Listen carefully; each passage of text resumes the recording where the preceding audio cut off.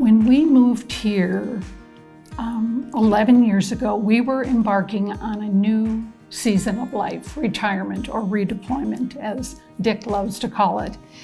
And I just remember thinking at that time, this is a brand new start for me. And God, what do you have in mind for me now? And I had a mentor years ago that said a vision is a clear mental picture of a preferred future imparted by God to a willing servant.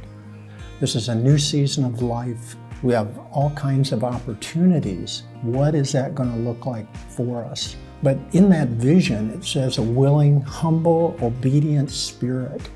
And that means that we have spent a lot of time discussing, praying, searching the scripture, talking to other people. That God has sovereignly provided for us to come up with that vision for our lives at this time.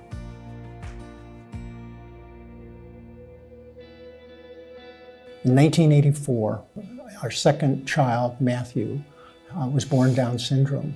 And almost at 2 years of age, he died after his second open heart surgery. That was an extremely painful, difficult time. And we were confused by that.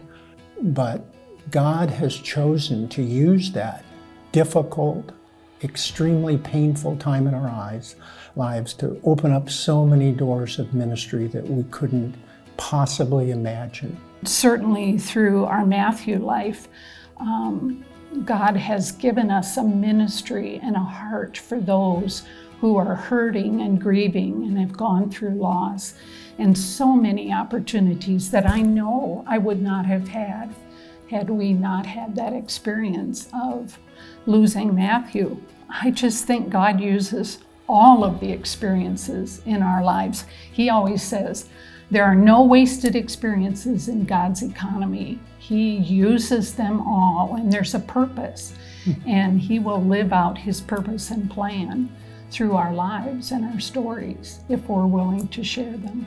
There's a thread of discipleship that just flows through what I feel like God has sovereignly equipped me to be involved with. And certainly the discipleship of our adult kids and grandkids. That's an ongoing process. And with that in mind, I'm kind of thinking that as a former educator, the power of modeling.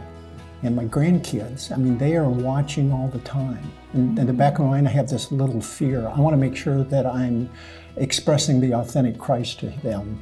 And I'm not this grumpy old grandfather that looks like they've had a transfusion from a dill pickle. I would tell you in the last 40 years, there's been a real passion and a desire to truly understand what it means to live and finish well from God's perspective.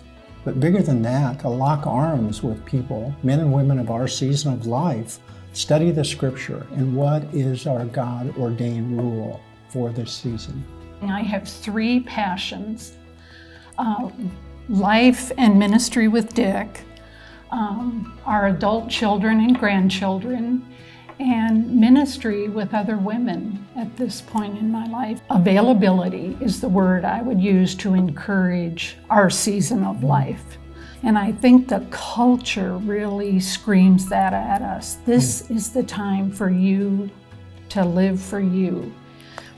And I want to say for myself, the biggest joy and fulfillment I've ever had in my life is knowing that I'm living in God's will, serving Him, doing what I can to encourage other people. And I don't do it perfectly, and I know I probably missed opportunities that God had placed before me, but I think we have to have that availability and that mindset to think about how am I going to allow God to use my life now?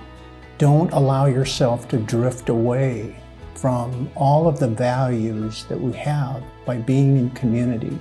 The truth, the accountability, the relationships are critically important at every season of life. And the other one, living with intentionality. At Fellowship here we talk about the priorities. These are the things that are closest to God's heart. Love God with all your heart, soul, and mind. Love others and make disciples. That's the essence of the good life. Connie and I, we look at each other, we are living the dream now.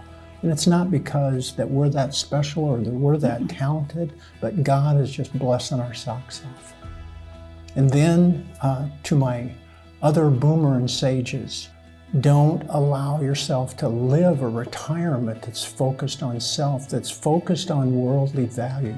Focus what I would like to refer to, and it's a reminder to me to live redeployed. There's a spiritual battle mentality to that. Stay in the battle, stay focused. Our kids need us, our grandkids need us, our church needs us. There are so many opportunities for us to serve. Don't allow the enemy of our soul to tell us that you have nothing to offer, that you're being put out to pasture.